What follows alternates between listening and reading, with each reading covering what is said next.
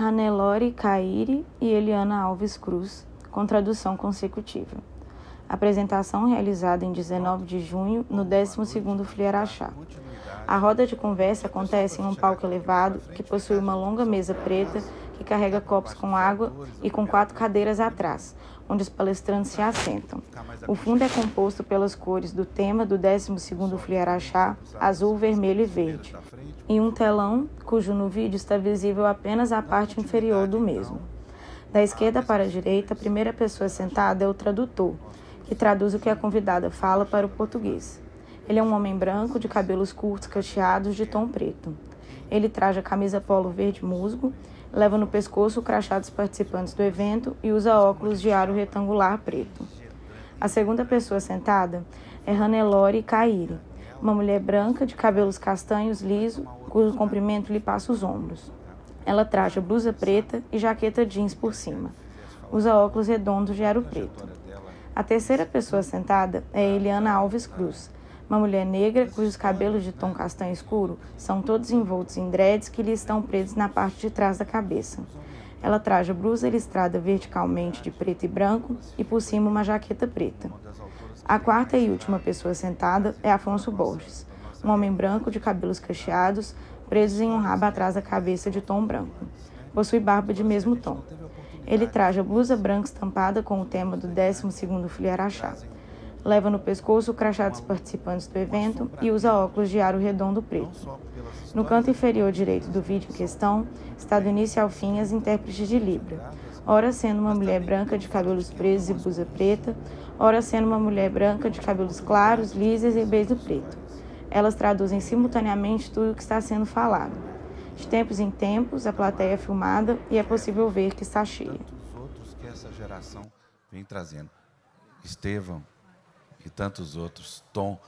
Então, eu queria que você abrisse falando isso. Muito obrigado. Boa noite, pessoal. É um prazer estar aqui na FLI Araxá. Esse evento tão importante, né, e tão especial, que acontece de uma forma tão única. O pessoal estava rindo aqui porque é Eliana, né, Afonso? Mas então... Eliana corrige. Não. Eliana. Mas, bem, eu sou uma pessoa que eu acho que... Eu sou jornalista por formação. Comecei a trabalhar com esportes. E aí eu tenho uma Wikipedia um tanto maluca, né? Porque a pessoa era assessora de comunicação de uma grande confederação, né? Era natação. Então, eu cobri muitos eventos internacionais na área de esporte, Olimpíada, Campeonato Mundial, viajei a beça, conheci um monte de coisa. E um belo dia, eu acho que me bateu um pouco o que a Denise acabou de falar aqui com os azulejos, né? Você olha a sua vida mas o que é que está faltando? Né? E aí você fica tamborilando na mesa, assim, o que é que está faltando? Eu trabalhava demais, viajava e trocava, ia em casa para trocar de mala, meus filhos pequenos, um caos. A gente tem uma sociedade que acostumou a colocar nos ombros das mulheres todo o cuidado, a gente carrega o mundo nas costas e a gente se acostuma a carregar o mundo nas costas, né? Isso é que é pior. Então, tem alguma coisa muito errada. Então, quando a gente não sabe para onde ir, é bom a gente olhar para trás, né? Fazer como o logo aqui do evento, que é o Sankofa, olhar para trás, voltar alguns passos, pegar o que ficou lá atrás. E o que ficou lá atrás? Um monte de coisa. Eu não sabia absolutamente nada sobre mim, não sabia absolutamente nada sobre o meu país. As coisas, eu desconfiava de tudo. Eu sabia que as historinhas que me contaram não eram muito aquelas. Eu olhava para dentro da minha casa, eu via pessoas, eu tinha uma família que eu não via retratada em nada na literatura, em nada no audiovisual, em nada no teatro. Enfim. E aquela sensação de solidão, né? Aquela sensação de solidão. Eu me identifiquei com várias coisas das falas que tiveram aqui hoje. Essa infância tão sofrida, que tem vontade de acabar com a própria vida, eu também tive. E eu não cheguei lá, naquele ponto extremo, de tentar alguma coisa contra a minha própria vida, porque eu tive uma mãe muito atenta, que me olhou assim, e nos olhos, o que é que você tem? fala comigo, fala comigo. E ela arrancou aquilo de dentro de mim. E, bom, eu acho que ali nasceu uma leitora, ali nasceu alguém que se deu uma chance. Eu perdi minha mãe de uma forma bem trágica e cedo. E aí, nesse momento em que eu parei, né, para olhar para a vida, eu achei que eu devia fazer uma investigação sobre mim. E não havia como fazer essa investigação sobre mim sem entender de onde eu vinha. Então, eu fui pesquisar mesmo, voltei para o banco de escola e fui estudar História do Brasil. Tá, e aí? Como é que isso começou? Quem sou eu? E comecei a pesquisar sobre a minha própria família. Levei 6 anos pesquisando e escrevendo. E isso culminou num livro chamado Água de Barrela, que é a história ficcionalizada do meu clã, né, da minha família, desde 1850, na metade do século XIX, até nossos dias. Então, são sagas, né? As pessoas começam a ler, acompanham, os personagens nascem, morrem, enfim. É uma vida que tem ali. E ali eu meio que consegui entender um pouco mais as coisas que me atravessavam. Eu consegui me explicar um pouco mais. E, nesse percurso, né, dizem que o melhor da viagem não é chegar na viagem, né, é o percurso, é o trajeto. São todas as histórias que a gente coleciona ao longo dessa trajetória. E, ao longo dessa trajetória de 6 anos pesquisando, escrevendo, eu encontrei milhares de coisas. Muita gente que eu achava que o Brasil deveria conhecer. E aí eu acho que nasceu um projeto literário, que tenta investigar um pouco o que é ser negro no Brasil, o que é ser negro no mundo, o que é ser brasileiro, o que é ser brasileira, se isso faz sentido ou não, essas fronteiras, essas nações. Recentemente, a Grada Quilomba falou uma coisa que eu me conectei muito com o que ela disse, né? Não me interessa representar uma nação, me interessa questionar o que é uma nação. O que é uma nação? O que é um país? Quem somos nós dentro dessa nação, desse país, desse grupo que está ali delimitado por determinadas bordas?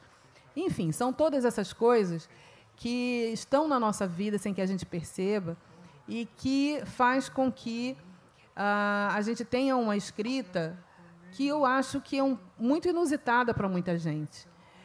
São histórias de um ponto de vista e de um determinado ângulo muito pouco visto, né? E que muitos autores e autoras têm trazido para a literatura. Então, a minha trajetória é mais ou menos essa. Depois do Água de Barrela veio o Crime do Caso Valongo, que fala da chegada do Valongo ali, né? Mais de 1 milhão de pessoas chegaram naquele lugar. Como 1 milhão de pessoas pisam num lugar e a gente não sabe nada sobre isso, não sabe nada sobre elas. Muitas pessoas que vieram aqui para Minas, né? O caminho do ouro começou ali. Minas não tem mar, né? E o Espírito Santo dizem que é o mar de Minas, mas ele é capixaba. E aí, mas os escravizados que vieram para Minas, em sua maioria, chegaram no Valongo. Então, o Valongo tem história daqui. Você veja como tudo se conecta. O que é uma fronteira? O que é um Estado? Onde começa uma coisa, onde termina a outra? Aquele cara que chegou lá ali, no Rio de Janeiro, que veio para cá, de onde ele veio? O que ele trouxe para cá? Ele trouxe para cá essa galera que chegou aqui cantando. É o Congo, é Moçambique. O que a gente sabe de Moçambique?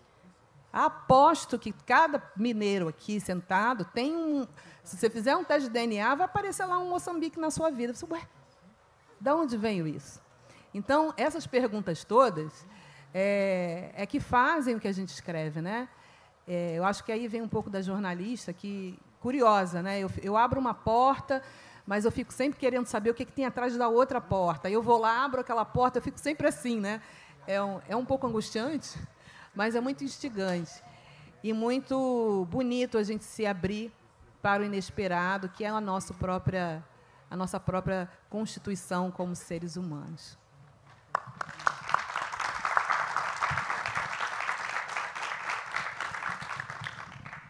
Bem, é divertido fazer um festival sem temas pré-definidos, né? Porque a gente vai descobrindo as surpresas que esses encontros proporcionam.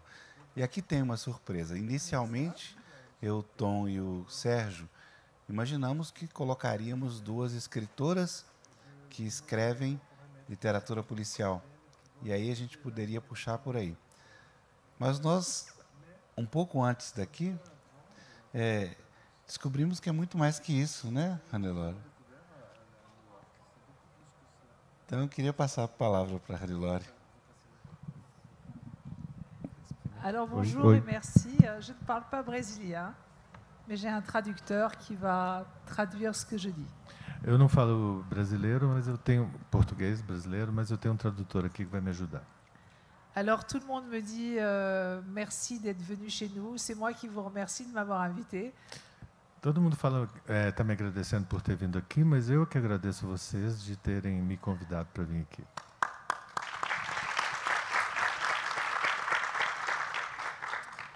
Alors me présenter, c'est un peu comme ma voisine. Le Wikipédia est très étrange, ça ressemble absolument à rien.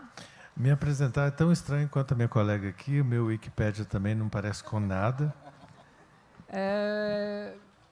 Donc je suis à l'origine, je suis une juriste, je suis avocat.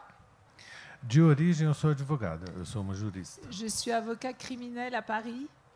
Eu sou advogada penal em Paris. Et mon cabinet, que je tiens avec mon mari, est spécialisé dans les crimes de sang, pas du tout le droit économique, mais vraiment le vrai crime moche. O escritório que eu tenho com meu marido em Paris trata e aborda crimes de sangue mesmo, não tem nada de bonito. Donc nous sommes au cœur dans mon métier avec les pénalistes de Paris dans ce qu'on appelle une manière d'ethniciser la criminalité, car quand on est pénaliste, chaque ethnie a son crime. Quando a gente é advogado penalista, a gente acaba descobrindo que cada etnia tem seu crime. Então a gente tenta etnicizar o crime. Eu e meu marido, os penalistas da França. Comme la France est un pays d'émigration, les émigrés sont arrivés avec ils ont rejoint des familles et des communautés. Et comme la France est un pays fondamentalement raciste, les communautés sont restées ensemble et se sont servies des gens qu'elles connaissaient pour essayer de s'en sortir économiquement. A França basicamente é um país de imigrantes, é um país muito racista. E os imigrantes que estão lá então acabam se refugiando em algumas comunidades, e essas comunidades acham o jeito de conseguir se virar até economicamente. Alors moi-même, je ne suis pas française. Eu própria não sou francesa. Je suis une personne qui est apatride. Enfin, je suis née en France, mais ma famille est apatride. Eu sou apátrida, quer dizer, eu nasci na França, mas minha família é apátrida. Alors c'est fantastique quand j'entends parler ma voisine des origines, mais il y a des gens qui n'en ont pas. É muito fascinante ouvir minha colega falar de origem, mas tem muita gente que não tem origem. Et j'en fais partie. E eu sou parte de uma dessas pessoas. C'est-à-dire ma mère fait partie d'un peuple qui n'existe plus. A minha mãe, por exemplo, ela faz parte de um povo que não existe mais. C'est une juive d'Europe de l'Est. É uma gitana da Europa do Leste, um tipo de cigano da Europa do Leste. Qui ont tous été quasiment exterminés pendant la guerre, puisqu'elle est juive en Autriche, où il y avait une très grande communauté juive, où il n'existe plus un seul juif. Ela é judia da Áustria, e dessa comunidade da qual ela veio não existe nenhum só. Foram todos exterminados com a Segunda Guerra. Et mon père vient d'une colonie française qui s'appelait l'Algérie. Meu pai vem de uma colônia francesa que é a Argélia. Là aussi, c'est un monde qui a disparu complètement, puisqu'avec l'indépendance, en fait, lui-même n'était pas français, il était un exilé, enfin, il venait d'une famille qui était déjà apatride, qui était un exilé de la Commune de Paris. Il y a eu une révolution en France. Et les révolutionnaires ont été déchus de la nationalité française. O pai dela faz parte da Comuna de... Meu pai faz parte da Comuna de Paris, e com o fim da Comuna de Paris, que foi essa revolução comunista, eles foram retirados de sua nacionalidade. Et il est allé vivre en Afrique du Nord, où son ancêtre a fondé sa famille. Donc c'est aussi un apatride, puisque en plus le pays n'existe plus, l'Algérie française n'existe plus, tout ça n'existe plus. Então, o ancestral dele foi fundar uma família no norte da África, na Argélia, e não existe mais esse país, né? Não existe mais essa comunidade, depois da independência da Guerra da Argélia nos anos 60. Quand mes parents sont arrivés en France, ils n'avaient absolument rien. Rien du tout. C'est même pas pauvre, c'est rien. Quando os meus pais chegaram na França, eles não tinham absolutamente nada. Eles não eram nem pobres, eles não tinham absolutamente nada. Quand je dis rien, c'est-à-dire qu'on nie même leur propre existence, c'est-à-dire qu'ils n'appartiennent à rien. Como apátridas, eu estou falando de nada aqui, é absolutamente nada mesmo. Eles não tinham nem nacionalidade. Et ils se sont réunis avec des gens qui n'étaient rien non plus. Eles não eram nada, não tinham nada e acabaram se reunindo com pessoas que também não tinham nada e não eram nada. Pour eux-mêmes devenir des criminels. Para eles próprios tornarem-se então criminosos. Car mon père était un trafiquant. Porque meu pai era um traficante. Et c'est peut-être pour ça qu'aujourd'hui je fais du droit pénal, parce que j'ai grandi dans une famille de gens migrants et trafiquants. Talvez seja por isso que eu fui fazer direito penal, criminal, porque meu pai era um imigrante de uma família onde ele era traficante. Dans le livre A Patroa qui sort, traduit en portugais, en fait, l'histoire de mon personnage, l'enfance de mon personnage, c'est le mien. Então a história do livro que saiu em português, que chama A Patroa, a história do personagem é a minha história. A história da infância, a infância do personagem é a minha história. Au début, j'ai voulu écrire une biographie de ma famille. Je pourrais juste expliquer le titre? Oui. O título do livro A Patroa é no sentido que a gente usa aqui em português de a mama, né, a dona da casa, como os homens se referem às suas esposas às vezes como a patroa, né, aquela que manda na casa. Juste une parenthèse, parce que ce titre est un peu complexe. Donc, quand j'ai voulu écrire une espèce de biographie de ma famille très étrange. Eu queria escrever a biografia da minha família, uma biografia bem estranha. Et en fait, à un moment, c'était tellement douloureux parce que ma famille a vécu tellement de choses difficiles. E num determinado momento foi tão doloroso porque a minha família tinha vivido coisas tão difíceis. Que j'ai arrêté et que je me suis dit que un personnage, comment est-ce qu'un personnage peut passer d'une vie normale à une vie délinquante? Et je lui ai collé ma vie à moi pour expliquer comment tout d'un coup elle passe de l'autre côté de la ligne. De normal à délinquance. Voilà. E eu queria escrever como que um personagem passa de uma vida normal a uma vida delinquente. Então eu espelhei um pouco a minha vida e da minha família nesse romance. Donc j'ai pris un personnage, c'est l'histoire d'une dame parfaitement normale, qui n'a rien d'exceptionnel. Eu peguei então a personagem principal, que é a história de uma senhora que é uma pessoa absolutamente normal, que não tem nada de excepcional. Elle a 50 ans. Que tem 50 anos. C'est l'âge pour une femme qui est le plus difficile parce que elle est à la fois ses parents qui deviennent très vieux et dépendants. É uma idade difícil para a mulher porque ao mesmo tempo ela tem seus pais que se tornam muito dependentes. Alors nous en France, contrairement à ici, on ne s'occupe pas de nos vieux, on les met dans des maisons de retraite. Na França, diferentemente daqui do Brasil, a gente não cuida dos nossos velhos, a gente coloca sempre numa casa de repouso. Et les maisons de retraite, c'est très très cher. E essas casas de repouso são muito, muito caras na França. De même que les études des enfants, c'est très très cher aussi, et à 50 ans, à la fois les vieux sont dans des maisons de retraite et les enfants demandent de l'argent pour les études. E os estudos das crianças também são caros, então quando você está com 50 anos, você tem esses dois gastos, os pais que estão numa casa, num asilo, e as crianças que estão estudando. Donc, en plus de ça, à 50 ans, on se sent mal, on a la ménopause, on dort plus. Além disso, aos 50 anos a gente dorme mal, está na menopausa, se sente muito mal às vezes. Et mon livre est né également d'un ras-le-bol de quelqu'un qui n'en peut plus d'être écrasé sous les responsabilités.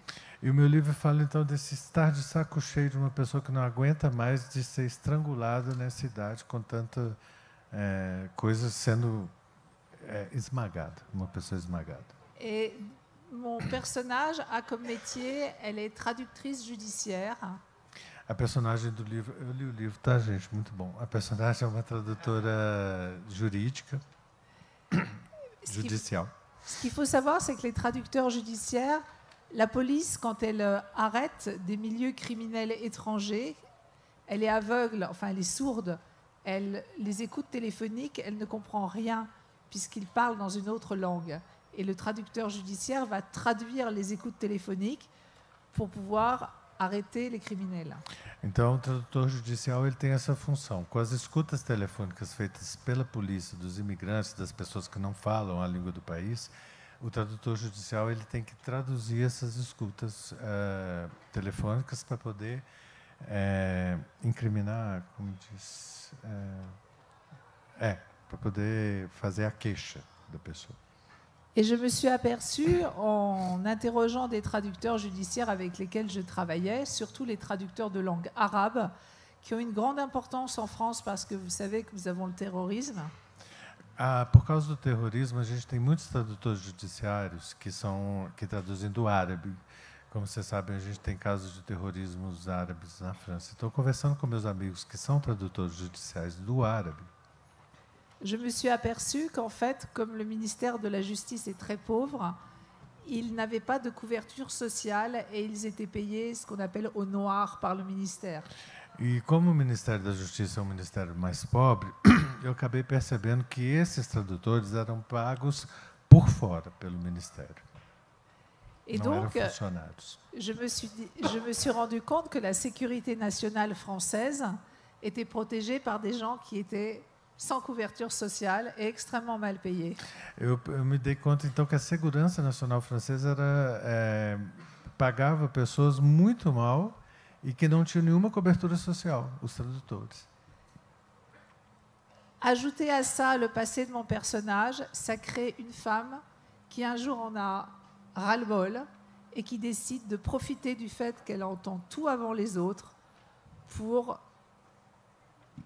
en profiter en fait.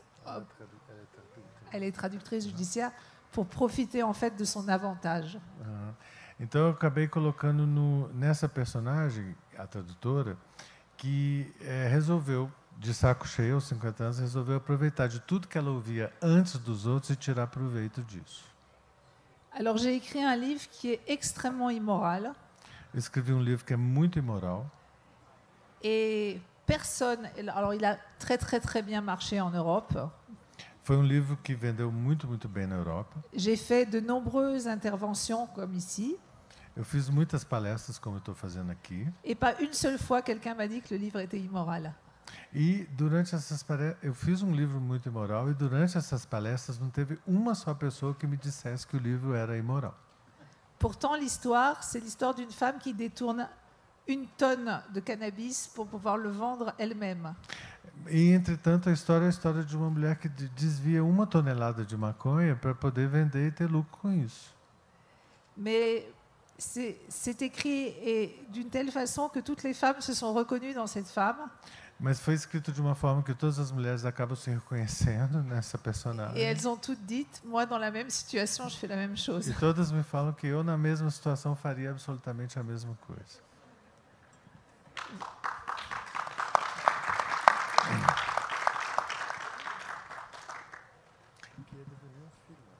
Oui, alors le livre est devenu un film qui a eu aussi beaucoup de succès. J'ai écrit le scénario du film.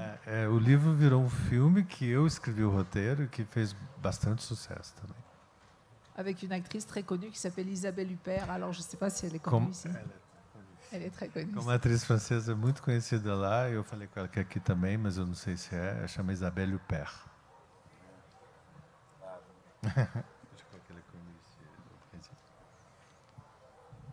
Ótimo. Bem, eu gostaria de fazer a pergunta para as duas. Começando pela Eliane, sobre o assunto pesquisa, né?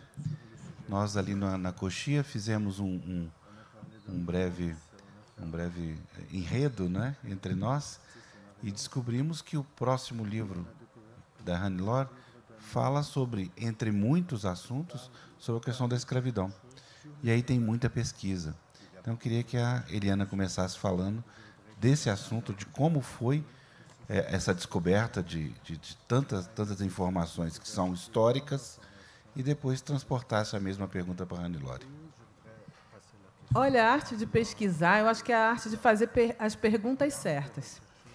E fazer as perguntas certas a gente pode fazer no jornalismo, na pesquisa, na literatura, na vida. É muito interessante isso. Eu acho absolutamente fascinante isso que a vida faz, né? De reunir pessoas aparentemente tão distintas, mas que convergem para um mesmo ponto. Veja, a minha colega é advogada criminal. Minha irmã é juíza federal criminal. Ela está imersa no mundo do direito. A minha família é toda do mundo do direito. Estamos numa quarta-feira aqui, Estevão falou aqui, né? Quarta-feira é o dia do cara da justiça. E a gente escreve histórias policiais. No fundo, eu acho que muita coisa no Brasil, né, é um caso de polícia, é um caso de justiça.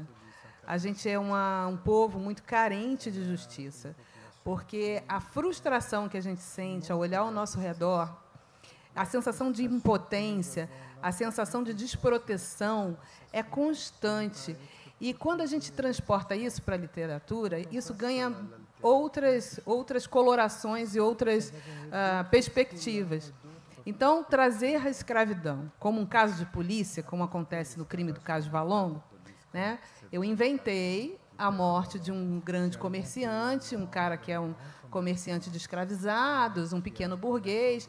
Talvez, se o Bernardo, que é o personagem, né? O Bernardo Fernandes Viana, vivesse hoje, talvez ele morasse num condomínio tipo Vivendas da Barra. E aí é um cara assim, né? Rico e deslumbrado com a riqueza, mas bronco, absolutamente ignorante, absolutamente violento, uma pessoa abjeta. E aí, um belo dia, ele morre, né? Morre assassinado. E quem matou esse cara? E que crime é esse? Então, essa investigação, na verdade, o crime é um pretexto para falar sobre tudo aquilo. Todo aquele complexo escravagista que era o Valongo, ou seja, a pessoa chegava ali, é uma longa história, né? O Marquês de Pombal passou o comércio de escravizado da Praça 15 para o Valongo, as pessoas chegavam ali, aí quem vivia ia para os lazaretos ou para a venda, quem morria era enterrado no cemitério dos Pretos Novos, e era um grande complexo muito organizado, muito eficiente. E existia um outro comércio, né, que talvez eu escreva em um outro livro sobre isso, que é o refúgio, ou seja, aquele cara que chegou muito mal e aí se entope de algum remédio, alguma coisa, e a pessoa sobrevive, e você vende esse refúgio, ou seja, é um corpo moeda, é um corpo objeto. E o Valongo é um lugar também que é o seguinte: você tinha uma dívida com o Banco do Brasil. O Banco do Brasil cobrava para você a dívida. Você não tinha com que pagar, você pagava o banco com seu escravizado. E o Banco do Brasil tinha um depósito no Valongo, onde os escravizados eram depositados para o Banco do Brasil. Então, a gente tem, na verdade, um crime do Estado brasileiro. É um crime maior. É um crime que se avolumou e é um crime que ele está entranhado na nossa vida, né? Ele está entranhado em tudo o que fazemos. Então, essa investigação sobre os efeitos desse crime, o que a Saidiya Hartman, a pesquisadora Saidiya Hartman, chama de sobrevidas da escravidão, é algo que me interessa. E é uma pesquisa que, às vezes, tem as agruras da falta de memória do Brasil, né? A gente faz tudo para acabar com a nossa memória.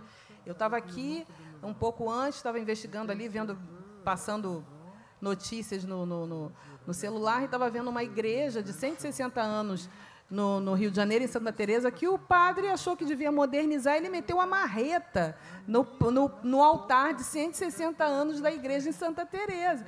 Da cabeça do nada, como dizem meus filhos, né? Do nada, o cara meteu uma marreta no no altar de 160 anos. Então, nós somos pessoas que destroem as próprias memórias, que não... e aí a gente repete muitos erros, né? A gente tem uma sensação de Dia da Marmota. Sabe aquele filme, Dia da Marmota? A gente nunca sai desse dia. A gente está sempre reatualizando esse dia. É a escravidão 1.0, 1.3, 1.4. Nós já estamos, sei lá, em que versão da escravidão, mas ela está aí, com toda a força e sem nenhum sinal de arrefecer.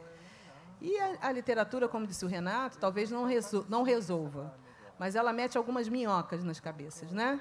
Ela mete algumas minhocas na cabeça, alguns incômodos, e talvez ela alivie, como disse a Denise, os aflitos. Como eu sou uma pessoa aflita, e a literatura me alivia, a pesquisa me alivia, conhecer essa história me alivia, porque eu sinto que eu tenho mais...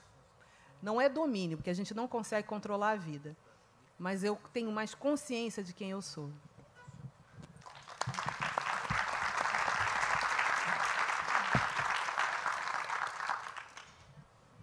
Alors, oui, je rappelle très bien la question. Il faut que ma consoeur, je ne sais pas comment on dit, É preciso que a minha colega aqui se rassure, minha co-irmã, car la mémoire disparaît que aussi ela se dans console. les pays d'origine, c'est-à-dire les pays d'Europe. Mon dernier, pas le dernier livre, mais celui d'avant, j'ai traité de quelque chose que tout le monde a oublié en France et qui concerne 100% des Français. Entre 1804 et 1871, en France, quand un bourgeois ne voulait pas aller à la guerre, il achetait un homme pour faire la guerre à sa place. Então, esses crimes contra a memória, eu queria que você ficasse tranquilo, porque acontece também em outros países da Europa. E na França, por exemplo, todo mundo... meu penúltimo livro, não o último, penúltimo, eu falo de uma coisa que é muito esquecida na França. De 1804 a 1871, um cidadão francês que não quisesse ir para a guerra, ele podia comprar uma pessoa e mandar no lugar dele. Je parle des guerres napoléoniennes, c'est-à-dire des guerres qui ont fait énormément de morts. Et également de la guerre de 1840 et celle de 1870, qui est la guerre entre la France et la Prusse, qui sont toutes des guerres qui ont été des boucheries terribles. Eu estou falando das guerras napoleônicas, que matavam muitas pessoas. Eu estou falando também da Guerra da Prússia, que foi de 1840 a 1870, onde morreu muita gente também. À l'époque, les jeunes de 20 ans tiraient au sort pour savoir si oui ou non ils partaient à la guerre. Et quand ils tiraient un mauvais numéro et qu'ils étaient bourgeois, ils achetaient un homme. Nessa época, as pessoas com 20 anos, eles sorteavam se eles iam para a guerra ou não. E quando eles eram sorteados, no caso, para ir, e se eles fossem burgueses, eles compravam uma pessoa para ir no lugar deles. En France, tout le monde dans sa famille a quelqu'un qui soit a acheté quelqu'un, soit qui a été vendu a quelqu'un. Na França, todo mundo tem na família alguém que ou foi comprado ou que comprou alguém para ir para a guerra. Mais tout le monde l'a oublié. Mas todo mundo esqueceu disso. Dans les greniers, parfois, on trouve des actes de vente d'un ancêtre à une autre personne. Nos sótãos das casas antigas, a gente acha às vezes certidões de atos de venda de alguém. Et quand j'ai étudié ce sujet, j'ai fait des recherches sur les compagnies d'assurance européennes et je me suis aperçue que l'origine des compagnies d'assurance était... Enfin, c'est la même chose. Les gens qui tiraient au sort, quand un enfant naissait, on assurait l'enfant pour, si jamais il tirait un nouveau numéro, qu'on puisse lui acheter un homme. Então, eu fui estudando isso, eu acabei caindo no assunto das companhias de seguro, né? E as companhias de seguro, elas começaram com isso. As pessoas, quando a criança nascia, elas começavam a pagar um seguro caso, quando ela completasse 20 anos e tivesse que ir para a guerra, o seguro pudesse pagar essa pessoa para ir no lugar dela. Et en cherchant, en faisant des recherches sur ces compagnies d'assurance, je me suis aperçue que l'origine des grandes compagnies d'assurance françaises, c'était l'esclavage. E fazendo essa pesquisa, eu descobri que a origem dessas grandes companhias de seguro francesas era a escravidão. C'était les premières assurances sur les risques de mort de cargaison d'esclaves dans la mer, à travers la mer. É a primeira companhia de seguro sobre o risco de morte, né, de carregamento de escravos no mar. A pessoa se assegurava quando fazia uma compra. Et c'est pour dire que toutes les recherches se rejoignent. Pour mon livre, celui qui vient de sortir, c'est un livre qui se passe en moins 35 000. Hã? Mon dernier roman se passe en moins 35 000 ans. C'est un roman préhistorique. Meu último romance é um romance pré-histórico. Ele passa há 35 mil anos atrás. Sur l'origine de l'humanité, c'est-à-dire l'origine de nous tous, qui sommes tous des homo sapiens. É sobre a origem da humanidade, a origem de nós todos que somos homo sapiens. Et qui viennent donc d'Afrique.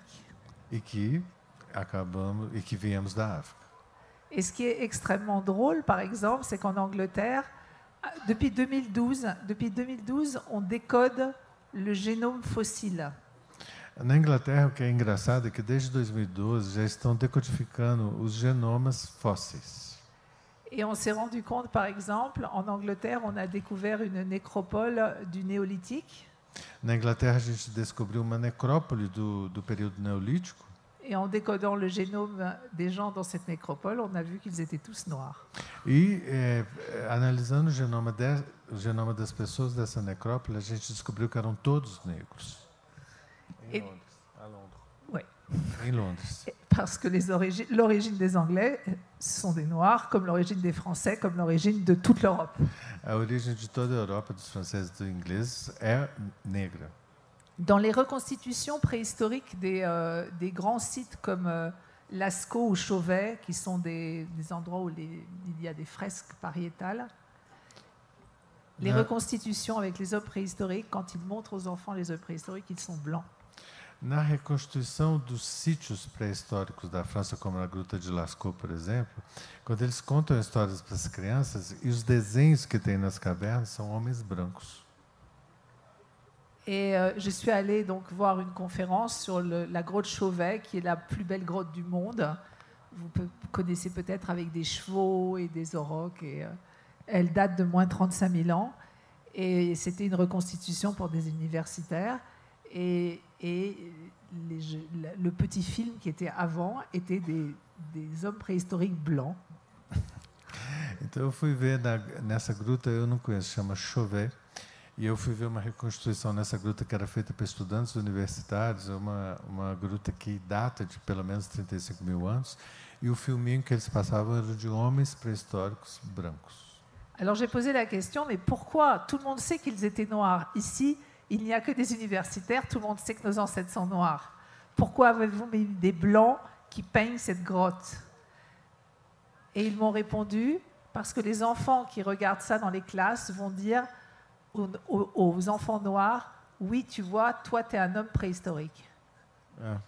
E eu perguntei, por que vocês estão passando esse filme aqui? São só universitários, todo mundo sabe que eles eram negros, né? E me responderam que por causa das crianças que iam ver esses filmes e iam falar para os coleguinhas que eles eram pré-históricos se eles fossem representados como negros. Ce que je trouve complètement idiot, parce que justement, les enfants pourraient avoir une vraie représentation de la réalité, mais non. O que eu acho absolutamente idiota, porque as crianças poderiam ter tido uma real representatividade da realidade, mas não. De même que pour faire mon roman préhistorique, j'ai fait beaucoup de recherches sur la génétique. Nesse meu romance pré-histórico, para fazê-lo, eu fiz muita pesquisa sobre genética. Et il y a une branche de la génétique qui s'appelle l'épigénétique, qui est très récente. Tem ramo da genética que chama epigenética, que é ramo muito recente. C'est une espèce de couche, disons, de génétique qui change suivant les événements et les conditions de vie. É uma camada da genética que pode mudar de acordo com os acontecimentos e as condições de vida. Par exemple, il y a des changements génétiques sur les générations et des générations de pauvres. Tem mudanças genéticas, por exemplo, em gerações e gerações de pessoas pobres. Et un des cas de génétique le plus connu qui existe, c'est les maladies cardiovasculaires des populations noires en Amérique. O caso mais conhecido dessa epigenética que eu posso citar para vocês é o caso das doenças cardiovasculares nas populações vindas aqui para a América. On a toujours dit que les Noirs avaient des maladies cardiovasculaires parce qu'ils se nourrissaient mal et qu'ils étaient pauvres et qu'ils mangeaient trop gras et trop sucré. Sempre disseram que os negros tinham essas doenças, eram mais propensos a essas doenças cardiovasculares porque comiam mal e comiam muito açúcar e muito carboidrato. En fait, c'est uniquement dû au fait que seuls les esclaves qui retenaient l'eau et qui avaient donc retenu le sel dans les bateaux ne mouraient pas de dysenterie. O que descobriram é que somente aqueles que retinham mais água por causa do sal nos navios não morriam de difteria durante a viagem. Il y a une sélection génétique au moment du passage à travers la mer de gens qui, justement, avaient une hypertension artérielle parce qu'ils retenaient plus l'eau. Então tinha uma seleção natural feita com essas pessoas que não morriam porque exatamente retinham mais água. Comme quoi, voilà, des sujets différents arrivent à se rejoindre et des personnes totalement qui ne se rencontreront jamais et qui n'ont aucune chance de se rencontrer finalement traitent des sujets assez proches. Você vê que pessoas que nunca, eu e ela, nunca teríamos chance de nos encontrar, exceto aqui, e que estamos abordando assuntos bem parecidos.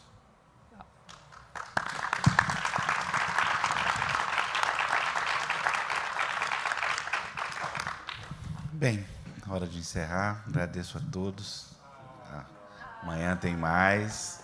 Queria pedir para as duas convidadas fazer o encerramento. Eliana, por favor, depois Ana Lore. Muito obrigada para quem ficou até esta hora. Muito obrigada por estarem aqui, por acreditarem na força da literatura, na força das nossas histórias. Eu espero que... Eu sei que a Fli Araxá, esses eventos organizados por essa trinca maravilhosa, Afonso, Tom e Sérgio, já produziram novos escritores e escritoras. Eu tenho muita fé no futuro, apesar de tudo isso, né? A epigenética fez com que a minha família tivesse tendência à pressão alta e a problemas cardíacos.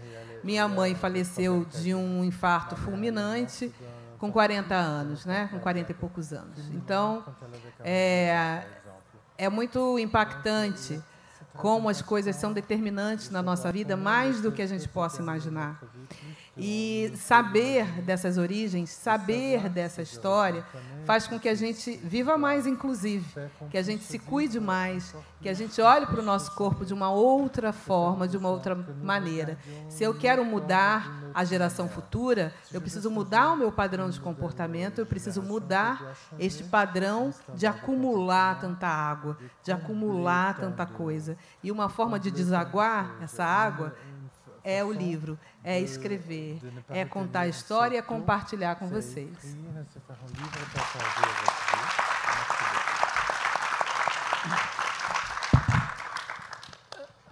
Moi, je vais faire un parallèle avec la forêt amazonienne, puisque nous sommes au Brésil. Eu vou fazer paralelo aqui com a floresta amazônica, porque a gente está no Brasil.